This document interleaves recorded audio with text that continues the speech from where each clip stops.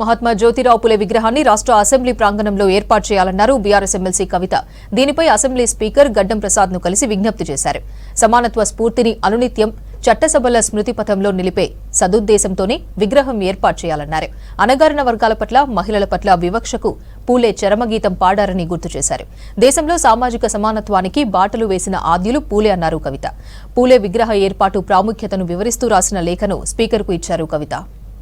మరి ఇవాళ భారతదేశంలో ఉన్నటువంటి రాజకీయ పరిస్థితులు, ఇవాళ భారతదేశంలో జరుగుతున్నటువంటి చర్చ, ఇవన్నిటి సందర్భంలో భారతదేశంలో అత్యధిక జనాభా కలిగినటువంటి బలహీన వర్గాల సమూహానికి తగిన రాజకీయ ప్రాతినిధ్యం రావాలనేటువంటి చర్చ సర్వత్రా కొనసాగుతున్నది.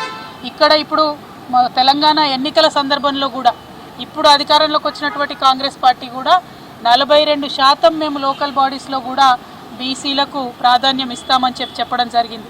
Congress party, Bharatiya Janata party national లెవెల్లో కూడా బీసీల జనగణన చేస్తామని చెప్పడం జరిగింది.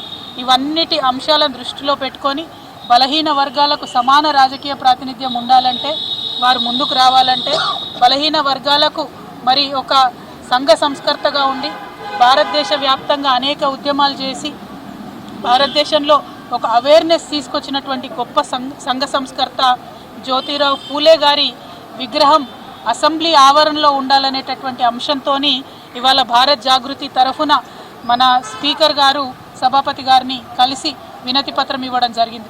ఎట్లా అయితే ఆనాడు జాగృతి పోరాటాల ఆధారంగా అసెంబ్లీ ఆవరణలో అంబేద్కర్ విగ్రహాన్ని ప్రతిష్ఠింపజేసుకున్నామో, ఇప్పుడు ఖచ్చితంగా జ్యోతిరావు పూలే గారి విగ్రహాన్ని మరి అసెంబ్లీ ఆవరణలో పెట్టవలసిందిగా భారత్ జాగృతి తరఫున డిమాండ్ చేస్తూ ఒక వినతి పత్రాన్ని స్పీకర్ గారికి ఇచ్చినాం.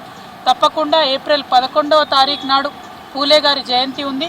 ఆ లోపల స్పీకర్ గారు, ప్రభుత్వము స్పందించి ఒక పాజిటివ్ నిర్ణయాన్ని తీసుకుంటారని చెప్పి మేము మనస్ఫూర్తిగా భావిస్తూ ఉన్నాం.